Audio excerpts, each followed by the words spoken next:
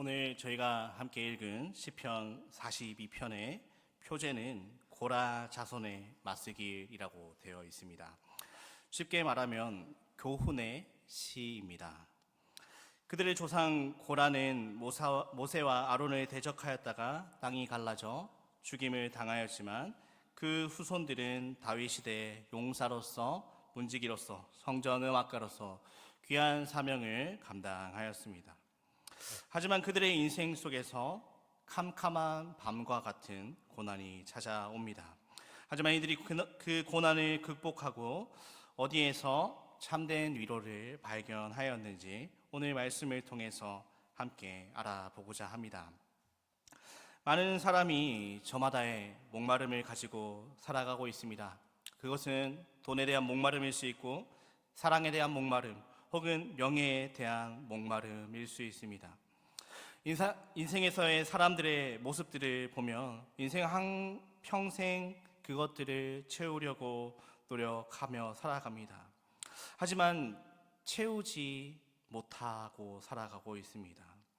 왜 그렇습니까? 그 목마름은 세상의 것으로 채워질 수 없는 것이기 때문입니다. 하나님께서 제일 처음 사람을 만드실 때 그 목마름을 채울 수 있는 분이 오직 하나님으로만 채워질 수 있도록 디자인하셨기 때문입니다. 그리하여서 전도서 3장 11절 말씀은 우리에게 이렇게 말합니다. 하나님이 모든 것을 지으시되 때를 따라 아름답게 하셨고 또 사람들에게는 영원을 사모하는 마음을 주셨느니라. 영혼은 유한한 인간이 아니라 하나님께 속한 것입니다. 영혼은 인간이 본래 소유한 속성이 아닙니다. 다만 하나님께서는 인간에게 자신의 영역인 영혼에 대한 관심을 갖도록 허락하셨습니다. 이것은 인간이 자신의 유한성에 갇히지 않고 영원하신 하나님을 바라보며 살아가야 됨을 의미하고 있습니다.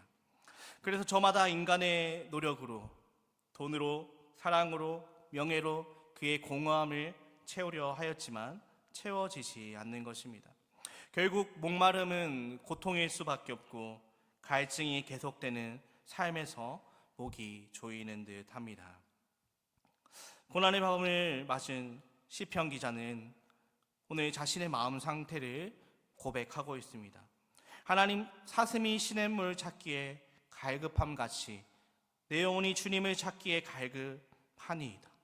시인은 지금 극심한 갈증을 느끼고 있습니다. 그 갈증이 얼마나 극심하였던지 마치 자신의 마음 상태를 사슴에 빗대어 말하고 있습니다. 물이 없어 헐떡이며 죽어가고 있는 사슴과 같다라고 말하고 있습니다. 시인의 그 갈급함의 근원이 어디에 있습니까? 그것은 바로 하나님을 향한 갈급함이었습니다. 하나님을 향한 갈증이었습니다. 시냇물을 찾아 헤매는 사슴의 모습과 영혼의 갈급함을 토로하는 모습 속에서 지금 시인의 호소는 그가 지금 겪고 있는 절박하고도 고통스러운 상황에 대해서 상황에 처해 있음을 우리에게 알려주고 있습니다. 고통스러운 상황 속에서 시인은 지금 하나님을 간절히 찾고 있는 것입니다. 그래서 시편 42편 2절 말씀을 보시면 내 영혼이 하나님 곧 살아계시는 하나님을 갈망하나니 내가 어느 때에 나아가서 하나님의 얼굴을 배울까라고 고백하는 것입니다. 영혼의 갈증을 느끼는 시인은 단순히 삶의 고난을 해결하기 위한 단편적 해결책에 목말라 하지 않습니다. 지금 자신의 현실은 고통스러운 환경에 있지만 오히려 당장 자신의 삶에 근본적으로 필요하신 분이 바로 살아계시는 하나님이라고 고백하는 것입니다. 시인은 고난 속에서 세상의 것을 바라보는 것이 아니라 하나님을 간절히 찾습니다. 고난 넘어 자신의 인생에서 근본적으로 필요하신 분이 누구신지를 알기에 그 하나님을 간절히 갈망하고 있습니다. 시인의 이 고백은 우리에게 중요한 한 가지 사실을 알려주고 있습니다. 그것은 바로 하나님만이 우리의 유일한 영원한 구원의 생수 되신다는 것입니다. 사람들의 목마름을 채워주실 수 있는 유일한 분이 바로 우리 예수 그리스도 되신다라는 것입니다. 그럼에도 불구하고 많은 사람들은 자신의 목마름의 근원이신 하나님을 찾지 않습니다. 자신들의 영혼에 타는 갈증을 외면한 채 하나님을 찾지 않습니다. 그들 나름대로의 시냇물을 찾아서 그들의 이리저리 찾아 헤매이고 있습니다. 엉뚱한 곳에서 그들의 목마름을 채우려 하고 있습니다. 그리하여 그들이 발견한 시냇물은 그들의 영혼에 타는 갈증을 해소시켜 줄 수 없습니다. 그들에게 시냇물이 되어줄 줄 알았던 곳을 발견하며 잠시 기뻐하지만 이내 더욱더 큰 고통을 느끼며 갈증을 느끼며 죽어갈 뿐입니다. 사람이 영혼의 갈증을 해소하기 위해서는 영원히 마르지 않는 샘의 근원을 찾아야 합니다. 예레미야 선지자를 통해서 하나님은 이렇게 말씀하십니다. 예레미야 2장 13절을 보시면 내 백성이 두 가지 악을 행하였느니 곧 생수의 근원 대신 되는 나를 버린 것과 스스로 웅덩이를 판 것인데 그것은 물을 저축치 못할 터진 웅덩이니라. 이스라엘 백성들을 늘 인도하시고 보호하시고 그들의 피난처 되셨던 그 하나님, 하지만 이스라엘은 생수의 근원 되시는 하나님의 자리에 세상의 더러운 우상들을 담았습니다. 생명의 생수를 주실 수 있는 분이 오직 유일한 하나님이심에도 불구하고 그들은 어리석게도 하나님을 버렸습니다. 그리고는 웅덩이를 팝니다. 물을 담아 사용해 보려고 웅덩이처럼 파서 물을 담지만 그것이 터져 물이 빠져나가 버립니다. 제대로 사용할 수도 없고 실망감만 가져다 줄 뿐입니다. 그렇습니다. 우리는 어떠한 때에든지 하나님을 필요로 하는 존재입니다. 그때가 고난의 때에든지 혹은 평안할 때에든지 불안과 염려가 있을 때에든지 우리는 근본적으로 생수의 근원 되신 그분을 갈망해야 합니다. 사마리아 여인은 남편의 사랑으로 목마름을 채우려 하였습니다. 하지만 오히려 사람들로부터 손가락질을 받는 비참한 신세가 되었습니다. 예수님이 사마리아 여인에게 찾아가셔서 말씀하십니다. 내가 주는 물을 마시는 자는 영원히 목마르지 아니하리니 내가 주는 물은 그 속에서 영생하도록 솟아나는 샘물이 되리라. 하나님은 우리에게 말씀하십니다. 너의 목마름, 너의 그 갈증을 내가 해결해 줄 수 있다라고 속에 자신을 말씀하십니다. 그분을 갈망하며 그분을 찾는 자들에게는 하나님께서는 우리를 영원히 목마르지 않게 해주실 것이다 라고 말씀하십니다. 그렇게 성도 여러분, 우리는 다른 어떤 것에서 그 목마름을 해결하려 해서는 안 됩니다. 믿음으로 우리의 영원한 생수의 근원이신 하나님을 갈망하는 자들이 되기를 주님의 이름으로 축복합니다. 다른 헛된 것은 우리에게 잠시의 기쁨, 잠시의 그 갈증을 해소시켜 줄 수 있을지는 모르겠지만 이내 더욱더 큰 공허함을 느낄 뿐입니다. 더 큰 갈증을 느낄 뿐입니다. 그렇기에 오늘도 우리의 삶 속에서 유일한 생수의 근원 되시고 우리를 보고 내가 주는 물을 마시는 자는 영원히 목마르지 않는다라고 말씀하시는 그 하나님을 간절히 갈망하면서 그 안에서 기쁨과 우리의 만족들, 우리의 영원한 갈증을 해소하는 저와 성도 여러분들 되시기를 주님의 이름으로 축복합니다. 또한 3절에서 시인은 이렇게 말하고 있습니다. 사람들이 종일 내게 하는 말이 내 하나님이 어디 있느뇨 하오니 내 눈물이 주야로 내 음식이 되었도다. 시인은 하나님 앞에 나아가서 하나님의 얼굴 배웠기를 정말 갈망하였습니다. 그런데 주변 사람들은 시인을 향해서 이렇게 말하는 것입니다. 하나님이 어디 있냐? 조롱하는 것입니다. 하나님은 없다. 하나님은 너를 구원할 능력이 없다. 하나님은 너를 버렸다 라고 말합니다. 성경 곳곳에서 하나님에 대한 이방인들의 조롱이 나오지 않습니까? 이스라엘의 존립의 위기 속에서 이방인들은 경건한 신자들에게 물어봅니다. 주님의 존재와 주님의 능력에 대해서 조롱하는 질문을 던집니다. 하나님이 살아계시다면 너희의 이러한 형편이 어찌 된 일이냐? 하나님이 살아계신다면 너희가 어떻게 이런 상황 속에 있을 수 있냐라고 물어봅니다. 실제로 많은 그리스도인들의 삶에 고난이 다가올 때가 있습니다. 그 고난 자체의 아픔도 있지만 그것을 바라보는 세상 사람들이 너가 섬기는 하나님이 살아계시다면 왜 그런 힘든 일이 생겨? 라고 물어보는 질문과 조롱에 우리는 더 큰 비참함을 느낄 때가 있습니다. 그것으로 인하여서 시인은 입에 음식을 넘기지 못하고 마음이 상하여서 밤낮으로 흘리는 눈물만이 그의 음식이 되었다라고 고백하고 있습니다. 이러한 답답한 현실이 더욱 가슴 아픈 것은 그와 그에게 생생하게 떠오르는 과거의 기억 때문입니다. 4절 말씀을 보시면 내가 전에 성의를 지키는 무리와 동행하여 기쁨과 감사의 소리를 내며 그들을 하나님의 집으로 인도하였더니 이제 이 일을 기억하고 내 마음이 상하는도다. 하나님이 정하신 절기에 기쁨으로 참여하며 많은 사람을 이끌었던 과거와는 너무도 다르게 이제는 자신조차 하나님의 존전으로 나아가지 못하고 있고 비난받고 있기 때문입니다. 이러한 처지는 시인에게 마치 생명이 소멸되는 듯한 고통을 안겨주고 있습니다. 차라리 과거에 즐거움이 없었다면 현재가 그리 비참하지 않았을 수 있습니다. 하지만 그가 다른 성도들과 함께 하나님을 즐겁게 예배했던 추억은 오히려 지금 그의 마음을 무너지게 만들고 있습니다. 이러한 시인의 모습이 우리의 삶에서도 종종 발견됩니다.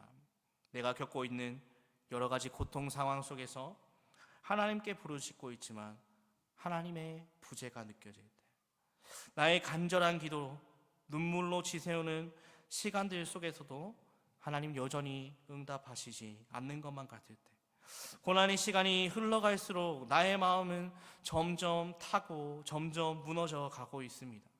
왜 도와주시지 않느냐고 하나님의 부재 속에서 힘들어하던 시간들이 우리들에게도 있지 않았습니까? 마치 어두운 깊은 바다에 홀로 내버려진 것만 같은 상황을 우리는 겪곤 합니다. 이러한 현실은 우리의 마음을 무너지게 하고 우리의 마음을 불안케 하며 우리의 마음을 답답하게 만들고 있습니다. 이러한 현실 속에서 우리는 스스로 낙심하고 불안에 떨기도 합니다. 낙담할 수 있고 흔들릴 수 있는 상황 속에서 하나님 앞에 시인은 이렇게 고백하고 있는 것입니다. 시인은 자신의 감정을 솔직히 내어놓고 말하고 있습니다. 내 영혼아, 내가 어찌하여 낙심하며 내 속에서 불안해하는가? 너는 하나님께 소망을 두라. 그가 나타나 도우심으로 말미암아 내가 여전히 찬송하리로다. 마음이 무너져 내릴 것 같은 그 상황 속에서 시인은 자신에게 이런 고백을 하고 있습니다. 하나님이 멀리 계신 것만 같은 상황 속에서 사슴이 시냇물을 발견하지 못하듯 하나님을 발견할 수 없는 상황 속에서 시인은 스스로에게 이렇게 다짐하고 있습니다. 너는 하나님께 소망을 두라. 그가 나타나 도우심으로 말미암아 내가 여전히 찬송하리로다. 시인은 자신이 처한 상황과 상관없이 하나님이 여전히 살아서 역사하신다는 것을 잊지 않았습니다. 상황은 나아지지 않고 여전히 자신의 마음은 요동치고 있고 불안과 낙심에 빠지는 그런 중에 있지만 그는 여전히 하나님이 살아계시다는 것을 잊지 않았습니다. 그렇습니다. 성도 여러분, 우리는 때때로 광야 속에 있는 것만 같은 시기가 있습니다. 그 광야 속에서 그 어떤 것도 나에게 도움이 되지 않는 것만 같은 순간, 그 광야 속에서 홀로 내버려진 것만 같은 그런 순간, 하나님이 마치 느껴지지 않고 과거에 나에게 응답하셨던 그 하나님이 나를 버리셨나라는 그런 생각이 드는 순간들도 있습니다. 주변에서 나를 조롱하며 나의 무너지는 나의 믿음이 흔들리는 절망스러운 시간을 우리는 겪기도 합니다. 이런 시간 속에서 우리는 우리의 의지와 상관없이 마음속에는 불청객과 같이 낙심과 불안이 찾아옵니다. 많은 사람들이 자신의 인생의 광야 같은 순간에서 홀로 내버려진 것 같은 상황 속에서 마치 고난의 밤이 찾아온 것 같은 상황 속에서 낙심하고 불안해하지 않습니까? 그런데 오늘 시편 기자는 어떻게 그 고난의 밤을 이겨냈다고 말하고 있습니까? 그것은 바로 하나님을 소망한 것입니다. 너는 하나님께 소망을 두라. 그가 나타나 도우심으로 말미암아 내가 여전히 찬송하리로다. 낙담하고 불안해하는 자신의 영혼을 향해서 하나님께 소망을 두라 말하면서 나아가고 있습니다. 우리가 믿고 의지하는 하나님은 나타나 도우시는 분이십니다. 그분은 지금도 살아서 역사하시며 우리의 인생의 모든 길을 인도하시고 계시고 지금도 우리의 감정들조차 다 알고 계시는 분이십니다. 하나님이 나의 이런 상황을 아실까? 하나님 나의 이런 마음을 아실까? 나의 이 아픈 순간들을 아실까? 의심하는 와중에도 우리 하나님은 그분의 택함 받은 자녀들의 모든 것들을 보고 계시고 함께 슬퍼하고 계십니다. 하나님은 그분의 자녀들을 결코 외면하지 않으십니다. 우리가 믿고 의지할 수 있는 이름, 신뢰할 수 있는 이름, 예수 그리스도도 우리를 곤란 중에 건지시고 고난 속에서 피할 길을 내시는 분, 그분이 바로 우리의 구원자이십니다. 우리가 결코 놓지 말아야 될 그 하나님의 이름, 우리는 그렇기에 오늘 또 그 힘든 상황 속에서도 하나님 앞에 소망을 두며 나아가야 합니다. 6절에서 또한 시인은 다시 한번 과거를 기억하고 있습니다. 내 하나님이여, 내 영혼이 내 속에서 낙심이 되므로 내가 요단 땅과 헤르몬과 미탈산에서 주를 기억하나이다. 시인은 고통에 신음하기보다 하나님을 떠올렸습니다. 그러나 하나님이 이스라엘에게 베푸신 은혜를 기억했습니다. 당장 시인의 상황이 녹록한 것은 아니었습니다. 9절 말씀을 보시면 하나님이 이제는 이스라엘을 잊으신 것 같고 10절을 보시면 그 고통이 내 뼈를 찌르는 것 같이 원수들의 비방과 조롱은 멈추지 않았습니다. 그러나 시인은 과거에 하나님이 베푸신 은혜를 밤과 같은 현재의 고난의 시기에 기억하면서 감사하고 찬양하게 해달라는 기도를 계속해서 이어가고 있습니다. 8절 말씀을 보시면 낮에는 여호와께서 그의 인자심을 베푸시고 밤에는 그의 찬송이 내게 있어 생명의 하나님께 기도하리로다.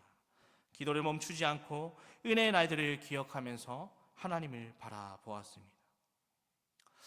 우리의 어떠한 상황 속에서도 우리가 바라볼 것은 오직 하나님입니다.